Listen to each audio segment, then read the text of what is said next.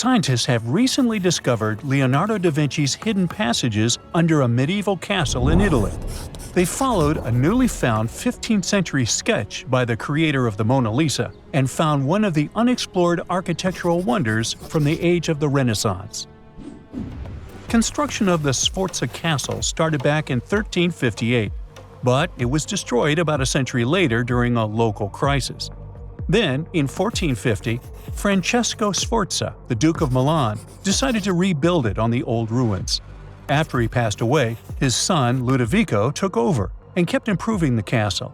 He brought in some of the best artists of the time, including Leonardo da Vinci, to decorate its walls. We can still see Leonardo's frescoes today in the Room of Wooden Boards. While he was working at the castle, da Vinci also recorded some historical underground passages hidden beneath the outer wall.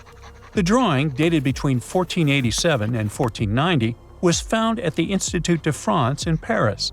The sketch is highly precise, and it proves that Leonardo was really interested in fortification design and was great at documenting existing structures. Historical records show that Ludovico ordered the building of an underground passageway that led straight to a basilica, where his wife was buried. Ludovico married Beatrice in 1491, and they had a happy but tragically short marriage, as Beatrice passed away while giving birth in 1497. The Duke locked himself away for weeks, grew a beard, and wore only black clothes while he was mourning his beloved wife. The secret tunnel may have stretched over a half a mile and would let Ludovico visit her grave in private. It could have served as an escape route if the castle was ever under siege. The existence of the tunnels remained one of the mysteries of the Renaissance for years, as no one knew for sure they were there. But now, scientists finally uncovered the secret history. They used a combination of ground-penetrating radar and laser scanning to build up an accurate 3D model of all the structures under the castle. They found the tunnels da Vinci alluded to in his drawings, and it looks like they may have only been a small part of a whole system of historical underground passages. The goal is to create a complete digital twin of the castle that will not only show all the preserved constructions, but also the ancient ones that are no longer visible. They also plan to add augmented reality to the virtual paths to let visitors discover Leonardo da Vinci's hidden passages. Now, we don't know if the genius actually took part in constructing the hidden passages that scientists recently discovered, but we do know about some other Leonardo da Vinci inventions. He created the first satellite-like map in 1502, long before photography or satellites were even a concept. A famous figure in Italy, Cesare Borgia, invited Leonardo to a small town called Imola, near Bologna, to create a highly detailed map for him. Back then, maps were not very precise, as no one had figured out how to show exact distances on a smaller scale. Instead, people spent a lot of time decorating them with dragons, roses, fancy castles, mountain ranges, flowers, and other artistic details. These maps look more like beautiful paintings meant to be displayed, rather than practical tools for navigation. But Cesare Borgia wanted something truly functional, and Leonardo managed to create something revolutionary in the field of cartography. If you compare satellite images of Imola today with Leonardo's map, the similarities are striking. He captured every alley, curve of the streets, roadways, and even the exact sizes of the buildings. And he did it all by hand, using just a pencil, ruler, compass, and several of his own clever inventions.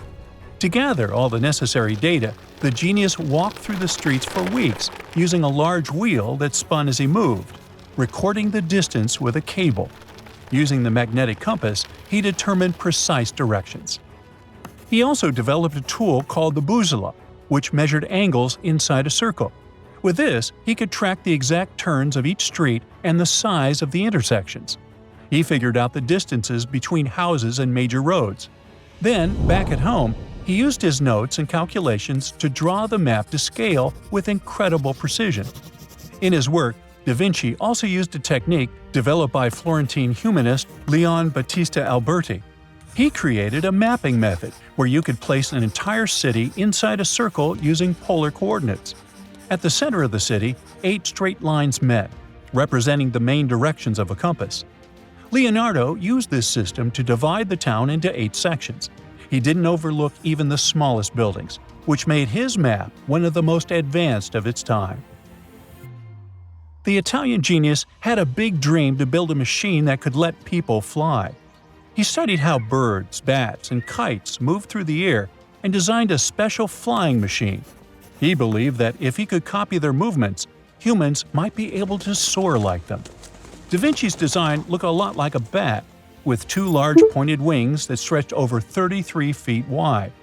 He planned to build the frame from lightweight pine wood and cover it with raw silk to make it strong but not too heavy.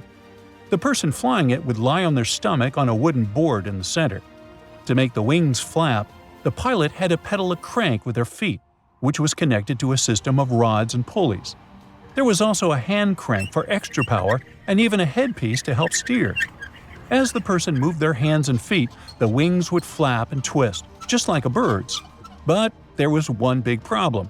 Humans aren't strong enough to make the machine lift off the ground. Even though it might have worked once in the air, there was no way for a person to get it flying on their own. Leonardo probably realized this, but his amazing idea still inspired flying machines that came centuries later. Da Vinci was way ahead of his time with many of his inventions, but his idea for a humanoid robot was especially futuristic. He was working under the patronage of the Sforza family, the one that had those ancient tunnels of Italy built.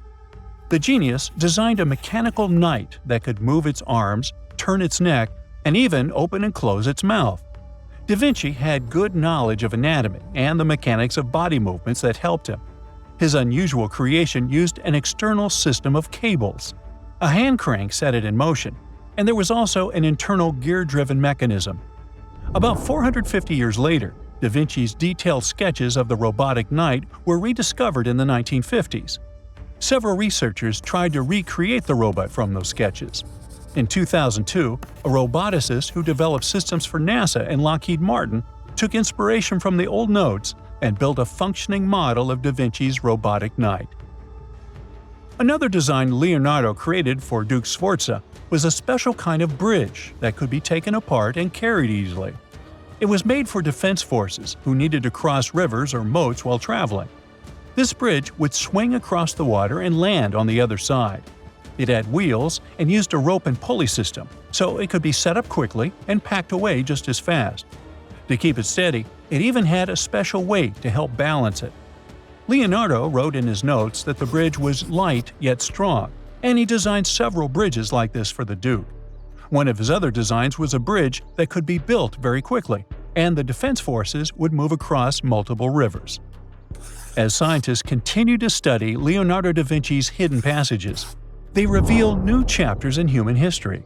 Who knows what other unexplored architectural structures they will find?